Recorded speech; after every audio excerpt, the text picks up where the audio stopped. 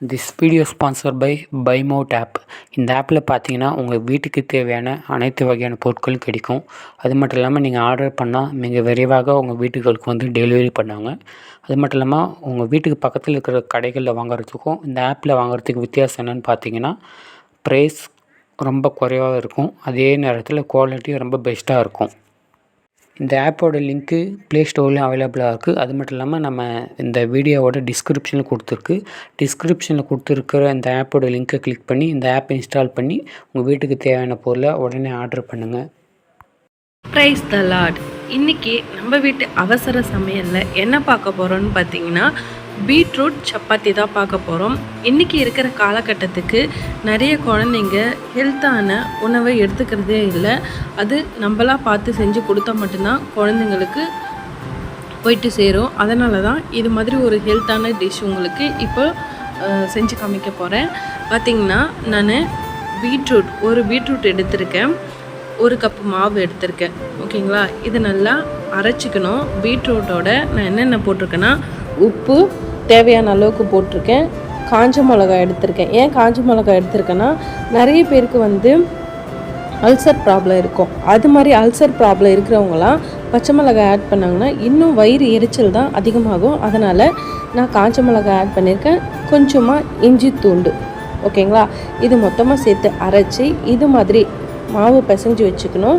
நெய் கொஞ்சம் ஆட் பண்ணிக்கோங்க, உங்களுக்கு பிடிச்சிருந்தால் நெய் ஆட் பண்ணிக்கோங்க, இல்லைன்னா ஆயில் கூட ஆட் பண்ணி நீங்கள் இது மாதிரி கொஞ்சம் இலகுவாக, ரொம்ப தண்ணியாகவும் இல்லாமல் கெட்டியாகவும் இல்லாமல் இலகுவாக இந்த பதத்துக்கு நீங்கள் மாவு பிசைஞ்சு வச்சுக்கோங்க. இப்போ பாருங்கள், ஒரு 15 மினிட்ஸ் நான் மாவு பிசைஞ்சு அப்படியே ஸ்டோர் பண்ணி வச்சுட்டேன். அதுக்கப்புறம் பார்த்திங்கன்னா எடுத்து இந்த மாதிரி உருண்டை பிடிச்சா தானே வரணும், கையில் ஒட்டக்கூடாது. அப்போ தான் தேய்க்கும் போது நம்மளுக்கு நல்லா பதமாக வரும், சப்பாத்தியும் நல்லா ஷேப்பாக கிடைக்கும். நான் பிசைஞ்சு வச்ச மாவில் 6 சப்பாத்தி கரெக்டாக வர மாதிரி உருட்டி எடுத்துக்கிட்டேன் மாவை. இப்போது இதில் நம்ம தேய்ச்சி சப்பாத்தி தவாவில் போட்டு எடுத்துட வேண்டியது தாங்க. நான் எப்படி தேய்க்கிறேனோ அது மாதிரி தேய்ச்சி எடுத்திங்கன்னா கண்டிப்பாக உங்களுக்கு சப்பாத்தி சாஃப்டாக கிடைக்கும். நிறைய பேர் வந்து இது மாதிரி நம்ம வெஜிடபிள்ஸ் ஆட் பண்ண சொல்ல சப்பாத்தி வந்து சாஃப்டாக கிடைக்காது, புசு புசுன்னு வந்து வேணும் அப்படின்னு நினைப்பீங்க. ஒரு மாதிரி ரஃப்பாக இருக்கும், கடித்து சாப்பிட முடியாது, குழந்தைங்க பல்லு வலிக்குதுன்னு அதிலே விட்டுடுவாங்க. அது மாதிரி இல்லாமல் இப்போ நல்லா மாவு 2 பக்கமும் ஆட் பண்ணிவிட்டு நான் சொல்கிற மாதிரி தேய்ச்சி எடுத்துக்கிட்டிங்கன்னா கண்டிப்பாக வந்து உங்களுக்கு சப்பாத்தி நல்லா சாஃப்டாக கிடைக்கும். பூரியே தேவையில்லைங்க, நீங்கள் இது மாதிரி சப்பாத்தி தான் வேணும்னு குழந்தைங்க அடம் பிடிப்பாங்க, அந்த அளவுக்கு சாஃப்டாக கிடைக்கும். இப்போது ரவுண்டாக தேய்ச்சிட்டு கொஞ்சம் ஒரு கனமான பதத்துக்கே தேய்ச்சிட்டு இது மாதிரி நீங்கள் முக்கோண ஷேப்பில் மடித்து விட்டுட்டு இது மாதிரி நீங்கள் தேய்க்கணும். ஓகேங்களா, இதுக்கப்புறம் நீங்கள் மாவு போடக்கூடாது. மாவு போட்டிங்கன்னா வந்து திரியாகிடும், மேலே பிளாக்காக தெரியும், அது ஒரு மாதிரி இருக்கும். அதனால தான் நான் மாவு போடாமல் மெலிசாக தடவி எடுத்து அப்படியே தேய்ச்சிப்பேன். நிறைய பேர் ஆயில் போட்டு கூட தேய்ப்பாங்க, ஆயில் தேவையில்லை நம்ம. ஏன்னா நம்ம மாவு பிசையும் போது நிறைய தேவையான அளவு ஆயில் போட்டு தான் அப்ளை பண்ணி இது பண்ணிட்டோம். இப்போது செய்யும் போதும் நம்ம கீ தான் ஆட் பண்ண போகிறோம். இப்போ பாருங்கள், தேய்ச்சி எடுத்துக்கிட்டேன். இப்போ தேய்ச்சி எடுத்ததை தவா நல்லா சூடேறின பிறகு தவாவில் போட்டு எடுத்துக்கலாம். அந்த கலரே பாருங்களேன் எவ்வளோ ஃப்ளேவராக இருக்குது.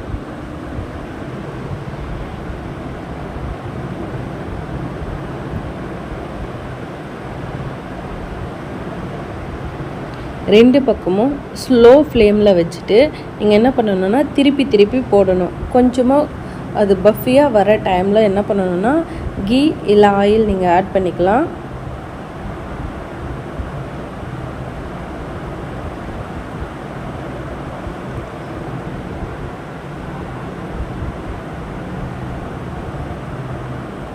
இப்போ பார்த்தீங்கன்னா கொஞ்சமாக அந்த பபுள்ஸ் மாதிரி வரும் சப்பாத்தியில். அந்த மாதிரி டைமில் நீங்கள் கீ எடுத்து ஃபுல்லாக அப்ளை பண்ணி விட்டுடுங்க. 2 பக்கமுமே அப்ளை பண்ணணும். இப்போ ஒரு பக்கம் அப்ளை பண்ணிட்டோம். இங்கே பாருங்கள், இந்த மாதிரி ஸ்டேஜில் நீங்கள் அப்ளை பண்ண சொல்ல தான் புசுன்னு எலும்பி வரும், உங்களுக்கு சப்பாத்தியும் நல்லா சாஃப்டாக கிடைக்கும். நான் வந்து கீ வந்து எதுக்கு யூஸ் பண்ணுறேன்னு பார்த்தீங்கன்னா, சாஃப்டாக இருக்கும், நம்ம வயிற்று எரிச்சல், வயிற்றில் புண்ணு இருந்தாலும் சரி பண்ணும், அதனால தான் சொல்கிறேன். இப்போ பாருங்கள், பஃப்னு எலும்புது, இது மாதிரி எலும்பி வந்தாலே போதுங்க, சப்பாத்தி, இப்போ பீட்ரூட் சப்பாத்தி ஹெல்த்தியான சப்பாத்தி ரெடி ஆகிடுச்சு. சப்பாத்தி ரெடி பண்ண பிறகு இதுக்கு சைட் டிஷ்ஷாக நீங்கள் தேங்காய் சட்னி, கார சட்னி, அப்புறம் பார்த்திங்கன்னா சாம்பார் எல்லாம் யூஸ் பண்ணிக்கலாம். நான் இன்றைக்கி முட்டை கொச்சு தான் வச்சேன், அதையே யூஸ் பண்ணிக்கிட்டோம். Thank you friends.